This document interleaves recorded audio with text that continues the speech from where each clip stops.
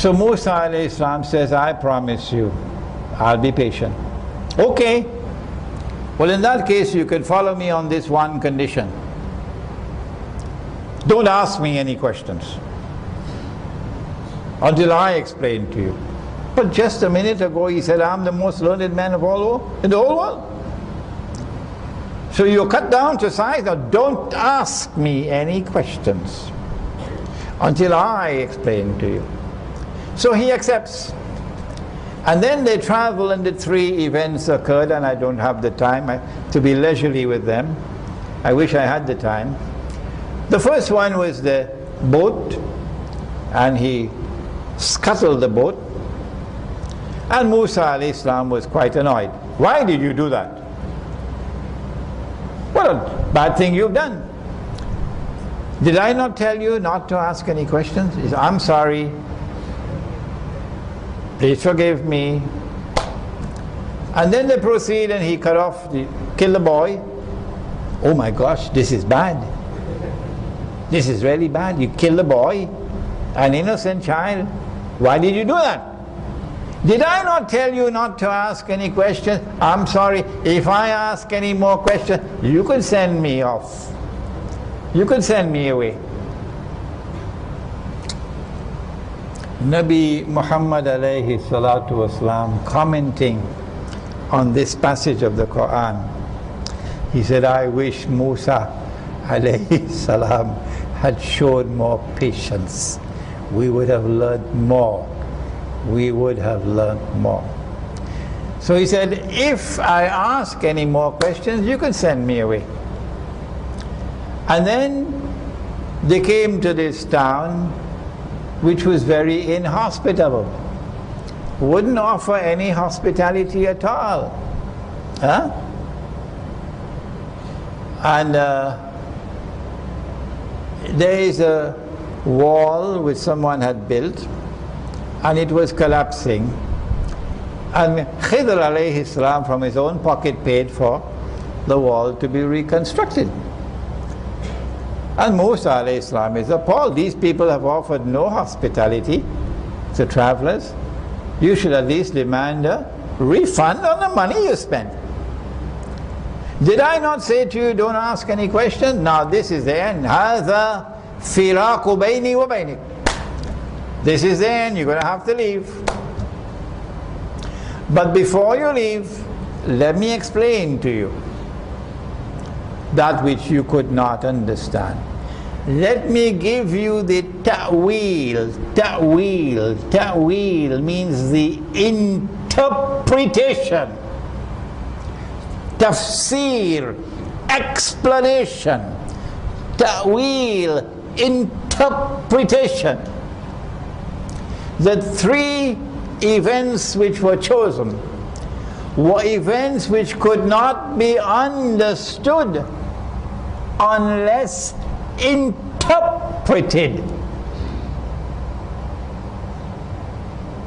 Is this by accident that Allah has chosen three events which could not be understood unless interpreted?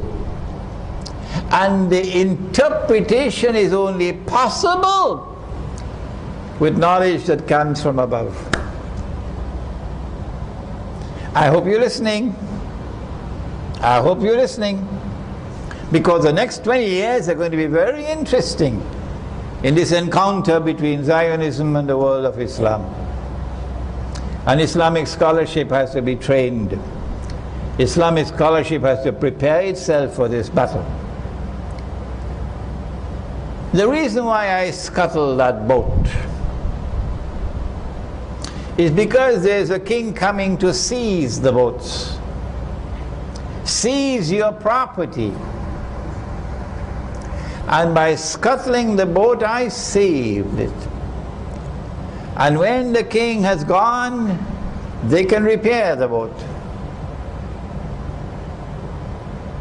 And so what appeared to you to be something bad wasn't bad at all. It was very wise and sensible and intelligent. And so if you base your judgment on only external observation and rational analysis. When you need to interpret, you can be wrong, as he was wrong here. A lesson for Banu Israel. Number two, the boy, obviously, who was killed, this could not have been an actual event. Why? Because it is haram to kill an innocent child. And if you kill an innocent child, you're going to have to pay for it with your life. You've got to be killed. But this is the wisest of all men. So obviously you need only 5 ringgits worth of intelligence, not more than that, to understand that this is not an actual event, but something to be interpreted. This child was lost. Someone has taken him over. He's growing crooked. In Akhir Zaman, someone is going to be after your children. And once he takes over your children, they're going to grow up crooked. That little son of yours is going to become a homosexual. What are you going to do when your son becomes a homosexual? And you are a father and you are a mother who worship Allah. You can't change him. What do you do? So he cut off, he killed the boy, and prayed to Allah that Allah may send him a better child. Sending a message to you in Akhir Zaman to scuttle your boat. Scuttle your boat. Don't go more driving around that with a Mercedes-Benz motor car. A little Kalisa would do well, and you live safer life. the big $5 million house in Damansara Heights or Srihar Tamas or wherever you are, and you have to employ guards to save, to protect you, security. Every room has a security. But if you live in a kampung house, a nice little kampung house in a kampung, and you live a life that is like the villager, you scuttle your boat. You are living a safer life with more security. And when you see your children growing up, and that mastermind has taken over, Dajjal, and you cannot correct them, you've done everything you can, cut off your ties. Cut off your ties, even though they are your children. Cut off your ties and move on without them. Otherwise they will destroy you. And that wall, beneath that wall, a believer was dying and he had 2 orphan children and he wanted to leave his wealth for them. Couldn't find an honest man, not one. Not one. Something like Lower Manhattan, you know where Wall Street is. Couldn't find an honest man. And so he dug a hole and buried the money. Sure, it couldn't be paper ringgits, they'll rot away.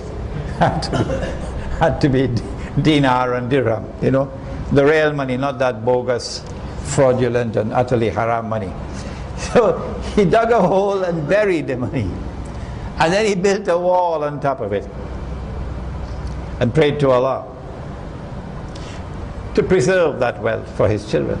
And since the wall was falling, Allah told me to reconstruct it. So there are more things that you could see. There are more things that you could see. I saw Musa alayhi salam. Your judgment was based on external observation, and you were wrong all 3 times. And my judgment was based upon internal knowledge apart from external observation, and I was able to recognize what you could not recognize, like the paper money, for example.